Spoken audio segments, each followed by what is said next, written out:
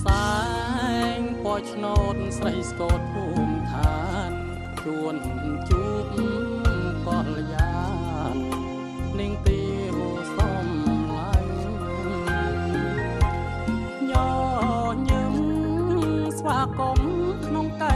ដំបាញ់កវីសូមចាញ់សម្រស់មីងថ្លាយមែនទុំក្នុងរឿងអក្សរសិល្ប៍តែបងបានយល់នាងទីចរណៃតាមខ្សែកែវភ្នែកជ្រែកប្រាប់និសាយបងអ្នកជាវស្បាយអាឡាយដៃស្ងួនសរសៃសុតបងនាងងំអរកាចំណងស្នេហារចនាសំសួនកុំប្រាព្រៃព្រំហលមុំថែធូ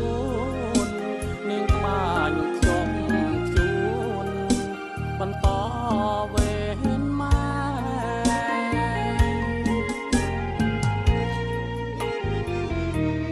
បបហាជាដែនបងសានស្រឡាញ់ត្រកៃដំបានរបស់ស្រីខ្មែរកូនសែងបងជាសុំទុកជាគេចាំចងគូស្នេហ៍តងស្បាយថ្ងៃជ័យ